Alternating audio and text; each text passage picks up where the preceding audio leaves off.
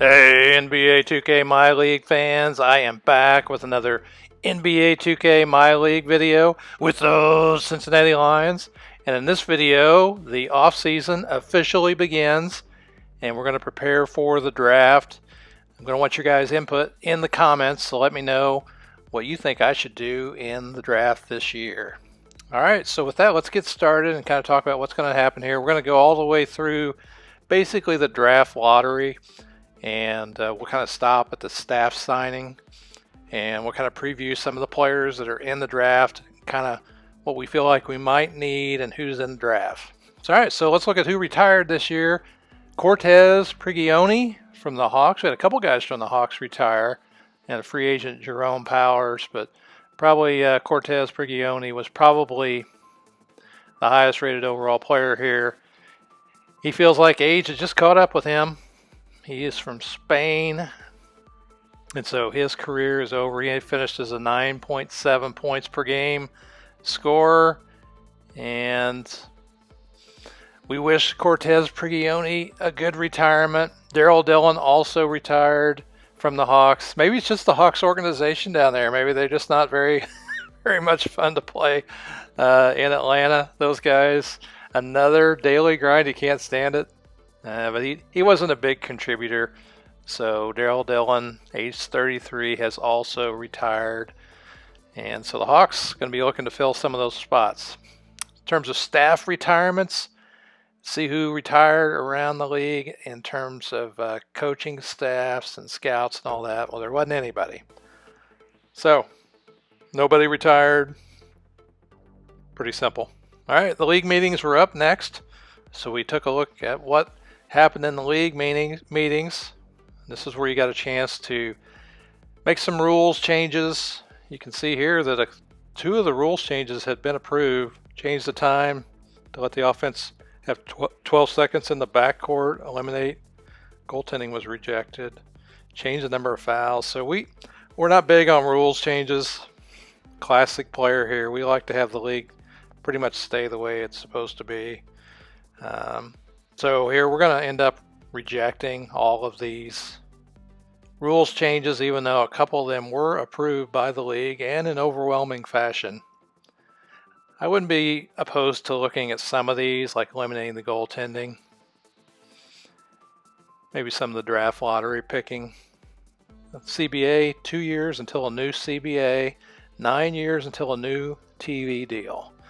So, interesting to take note of that. So, league realignment. I took a look at what was going on around the league, and to begin the season, we added 2 expansion teams: Cincinnati and Vancouver. Cincinnati was put in the Central Division, and then Vancouver ended up in the Northwest. I didn't see any need to change the alignment. And that took us to the draft lottery here, so we can see who's going to get the number 1 pick in the draft. These are some of the top players in the league. You got Nemanja Ndiaye, a superior lockdown defender, probably the consensus number 1 pick potentially. And pretty good things on social media. He's 6'6", 6'8", 19-year-old from Georgetown, small forward, power forward.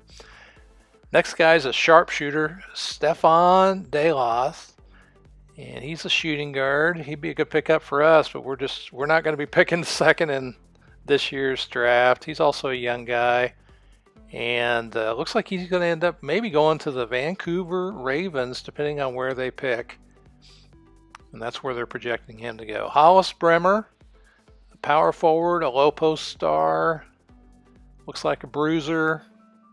He looks like he's going to go top 5. And on social media, he's expected to be taken number 5 by the 76ers. He had a pretty good game, 22 points, 3 assists, 9 rebounds in one of the games in college at Michigan, 6'7". Then there's Georgios Alexandris, face-up 4, another power forward. And see what they say about him. He's from Croatia, and it looks like the Grizzlies may take him in the mock draft. Of course, that's been changing throughout the year. That might be a little bit older Also a young guy, 19 years old. Power forward and center. And this guy, I can't even begin to pronounce his name. Tadavadis Pazinkas Nix. TP is what we're going to call this guy. We scouted him. He's a point guard. Be nice to have him, but he's undersized, I think. He's 6 foot tall, 20 years old. And he'll be gone by the time we can pick anyway. But he looks like he'll be up in their top 5, top 10 players. You can see the odds. The Hornets have the top odds to get the number 1 pick. Ravens right behind them with the Nets. They traded that with Denver. So we're going to go through the draft lottery here. You can see we are not in the lottery because we had a pretty good season. So it's going to be a little harder to build in the draft because we just are not going to have a very high pick. So unless we can wheel and deal in the draft. You can see the Magic, they got the 16th pick. At number 15, the Knicks got the 15th pick. Knicks are still struggling. Haven't had a winning record in, 8 years? Of course, that's the real life. Counting this past year, too. 14th pick goes to the Atlanta Hawks. Atlanta, like we mentioned, they lost a couple of players due to retirement. One of them looks like he contributed more than the other one. At number 13, the Hawks have the 13th pick as well. So they got 2 first-round picks in the top 14. And so maybe they'll trade that. Maybe we can move up in the draft. If anybody's moved up in the draft, let me know how you did it. We might look to see if we can move up to the draft. Although I think we'd want to move a little higher than that. The Hawks would probably be the most likely trade partner there since they got 2 first-rounders. The Wizards get the 12th pick. And the 11th pick goes to the Boston Celtics. And number 10, we're looking at the 76ers.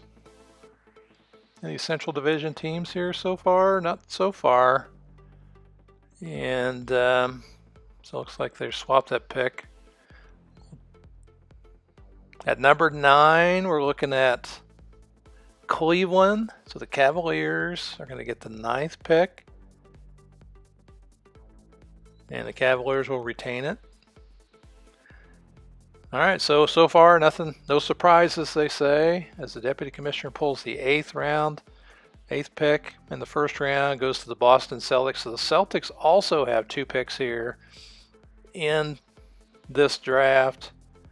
So that's pretty good. I think in real life they were loaded with these picks. That's probably why, because I don't think I reset that to begin the season. 7th pick goes to the Jazz. Jazz have 11 lottery selections to their name, but never drafted with the number 1 pick ever. Well, this is the first draft in our fictional MyLeague. The 6th pick goes to the Phoenix Suns.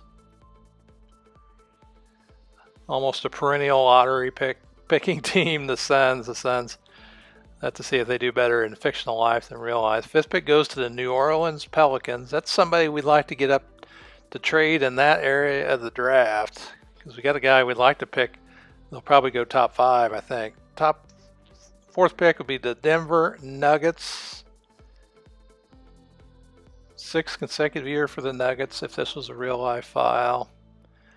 Nuggets, one of my favorite teams in real life. So number 3, looks like the Memphis Grizzlies. They end up getting the Ravens get the 3rd pick. So I think they were scheduled to go at number 2. And they've dropped to number 3, so that's a surprise. At number 2, the Grizzlies, they snuck up a spot, I think. Oh, the Hornets get that pick. And the number 1 pick is going to go to the Memphis Grizzlies. Are going to pick number 1 in the NBA draft. So they're going to get the number 1 pick. So maybe they'll end up taking that Njai guy. And so, a little surprise at the end there. And this is how the draft's going to shake out. We're looking at picking in the 22nd spot. So we are down there pretty deep in the lottery. It's tough when you have a good season. You're trying to build through the draft, which is really what we'd like to do with our team. More so than trying to build through free agency just to kind of make it more realistic. Not a lot of the top free agents would probably want to come to Cincinnati. So, but it's going to be tough to build from the 22nd spot in the draft. And but we'll see what we can do. So let's take a look at our roster here. We got at the point guard slot. I think we really need help at point guard. Hood was serviceable this year. Melly didn't do too bad. Sabalas, I think he had 40 one time, but we need a little bit more youth and a little bit more size and a little bit more defense at point guard. Shooting guard, I kind of feel the same way as Zink. I mean, he had that 82-point performance, but he's getting up there. We'd really like to get another young guy to go with our other young guys on the team, like Jenks, who's 22. You can always convert Jenks to a shooting guard. That's something potentially we could do. And Myers and Sexton. I mean, Sexton's pretty much a non-player here. Really haven't looked too much at him. Want to see what he's got. Eddie Drew, he's 24. Got the veteran Bonzi Harris behind him. We'll have to take a look at the contracts that some of these guys have to see who we're going to decide to retain. We'd like to get rid of Blaine Griffey. I know that. And at center, we've been running Austin Billups all year. He's 22 also, so we got a good young core of players. Freeman Frazier, he's up there, 30 years old. He's got that huge contract. We may be stuck with Frazier because we just owe him too much money. I don't know that anybody's going to take that contract. We got Double O there, but he needs to put on some weight, I think. So these are some guys we got on the draft board. Garrett Napier, slated to go number 6. I think he's the best point guard in the draft. He's a little undersized, though, at 6 foot from Florida State. You can see 16 points a game, 7 assists, but I really like his 3-point scoring. A-plus rated scorer. So, and he's a defensive stopper. We really need somebody that can stop these tough point guards in the league. I don't know how many times we got beat this year from bad point guard play. And social media is high on Garrett Napier as well. But, you know, he looks like he's going to go around 5th in the league, so I just don't know that we could swing a draft, day trade with these guys. Another guy we like on the draft board, Anish Arieta. I probably butcher these names. And he's 6'11", tenacious rebounder. He's a double-double guy with averages 3 blocks a game over 32 games from Turkey. I kind of like this guy. Rebounding too. I think he's probably one of the top rebounders in the draft. And he'd be a nice pickup. Hustle rebounder. He's got a legendary work ethic. I like to see that. Plus he's pretty laid back and he's a bruiser. We need some guys that are a lot more physical than we had off the bench especially. And I kind of think he'll go to the Kings here. At least when this was done. I'm not sure if the Kings are still at number 7. And he's projected to go to the Cavs now at number 9, which is still way above where we would be. Another guy I like is Sergey Klimov, 7-footer, interior defender. Doesn't have a high overall rating, but he averages 4 blocks a game, man. 31 games played from Russia. Sergey, who knows? 12 points a game, brick wall. He's a team player. Anyway, I like him too, but he's also one of those guys that's slated to go higher than we're going to be picking. I mean, there's always a chance he could drop down. In the mock draft, they got him going at number 15.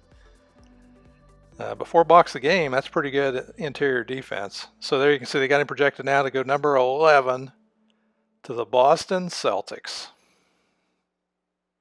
Another guy here, point guard Lonnie Rowe. And he's 6'3", pretty good size at the point guard spot compared to some of these guys. And he's from Illinois, 21 years old. Averages 9.8 points a game. He's also a defensive stopper, so we could use that. Also has a pretty good work ethic. I like to see that.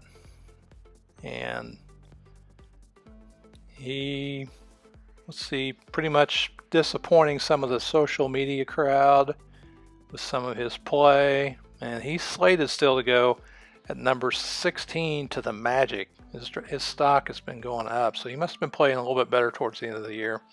Another guy I like is this sharpshooter Darko Valanciunas, 6'7". I think he's a small forward. Yeah, so we could always maybe move Jenks over to shooting guard. This guy's 6'7", 24 points a game. Awesome three-point shooter, A+ rated. We really need some shooting to go with what we've got. And but the Hawks are slated to get him. I mean, that's potentially a trade situation where maybe if we can swing a draft day trade. I'm not sure if I know how to do that. Next guy I like is Pandazis Amantidis. He's a raw prospect, 6'10". He's from Greece, 21 years old, and he averaged 15 points a game, almost 9 rebounds, 2 blocks a game, another interior defender. And he also has a legendary work ethic, which I liked to see. So, you know, not a lot of potential here. But they got him going to the Pistons in the 20th slot. You can see there they got us at 22. And another guy I like is Sharif Foy. He is a sharpshooter as well, another shooting guard, because we're looking to try and fill in the shooting guard spot. He also is a very good three-point shooter, A- rating, from Oklahoma State. Good size, 6'6". I just don't want to be undersized at any of these spots. So look at that, 23 points, 3 rebounds, 4 assists. So social media kind of high on him. Domantas Jovanovic, pretty good player too. Small forward, athletic small forward, 6'5". I think I'd rather have a 6'7", 6'8" guy at small forward, but 14 points a game, 5 rebounds. Look at some of his stats. But he's a real athlete. That's one thing I liked about this guy. So he's on our radar. I really like this guy, Vlado Lekic. The international players, I am not very good pronouncing their names. Shooting guard, he's 6'6", 11 points a game. And so he's just somebody on the radar. I mean, he's from Serbia. And so this is another guy people are starting to take notice of. And he's on my radar too. He's somebody I might like to draft. So we'll see where he ends up falling. I don't know whether he'd fall far enough in the second round. The consensus is we're going to draft Deion Clark from Michigan State. And he wasn't really on my radar as somebody that I was really looking to pick up. But he's a perimeter threat too. He's a three-point guy. He's pretty fast. I like that speed. And he's 6'6", so he's got the size. And they think that we're going to draft him. And we were at the 14th pick at the time, so he's dropped down 8 spots. Looks like he outplayed Hollis Bremer, who's probably a top 5 pick. 17 points a game. Pretty good three-point shooter. Horrible free throw shooter for such a good shooter. And so that's kind of where we are. So what do you guys think I should do? I don't know. I'm going to take a look at it, and I'll let you know a little bit more in the next episode, and we'll take a look at the staff signing. We'll probably go through the draft and start to look at maybe some of the contracts. Not sure if we'll do that in the next episode. All right, let me know in the comments what you think. I'm Coach 2K. I'll see you on the court in the next episode. Thanks for watching.